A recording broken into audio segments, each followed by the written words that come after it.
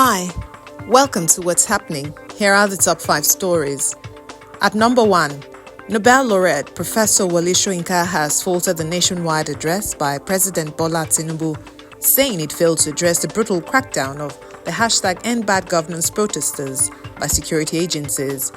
Angry Nigerians had taken to major cities across the country to lament the high cost of living, hardship, hunger and poverty, blamed on policies of the federal government. President Bola Tinubu addressed Nigerians in his first nationwide speech after the demonstrations. The president called for calm, insisting that there was no going back on subsidy removal. Soyinka specifically criticized the steps reeled out by the president since the protest started. To Soyinka, the nation's security agencies cannot pretend to be unaware of alternative models for emulation, civilized advances in security intervention. At number 2, former military president General Ibrahim Babangida has dissociated himself from a parody account on X with the username @GeneralIbro, which recently made a post portraying Babangida as endorsing the virtues of military rule over democratic governance. A statement by the media officer of the former military ruler Alhaji Mahmoud Abdullahi made available to journalists on Sunday in Minna. He described the account, which carries the picture of the former leader and the coat of arms of the Federal Republic of Nigeria, as dubious and not belonging to General Babangida. The elder statesman thereby called on the general public to disregard the numerous blatant lies posted on the said account, while clarifying that the account and the content has nothing to do with him.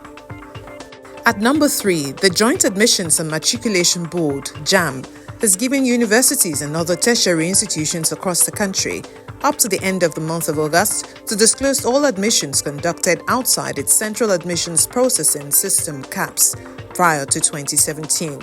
The board's public communication advisor, Dr. Fabian Benjamin, announced this while addressing journalists in Abuja on behalf of the board's registrar, Professor Ishak Oloide. The JAMB spokesman said the directive was aimed at enhancing transparency and fairness in the admissions processes. He said the board will clear all illegal admissions prior to 2017, but will not accept any students again after the close of the August window. At number 4, a Mexican crime reporter who was under police protection because of an attempt on his life was shot and killed Sunday, local officials said. Alejandro Martinez Noguez, who ran a popular news outlet on Facebook, was killed while riding in a car with his bodyguards in the central state of Guanajuato after a reporting assignment. Police sources told the AFP that highway police traveling with Martinez fired back at the assailants, but the reporter was shot in the head while sitting in the back seat. He was rushed to a hospital but died. A woman in another car was hit and wounded by a stray bullet. Martinez, who was in his 50s, survived the shooting in 2022 and since then had been assigned protection by the city government under a federal program for reporters who receive death threats. And at number 5, the Nigerian female basketball team, the Tigress, made history at the Paris Olympics 2024 by qualifying for the last 8, claiming a 79-70 victory over Canada. That feat made them the first ever African team, both men or women, to play in the quarterfinal of an Olympic game.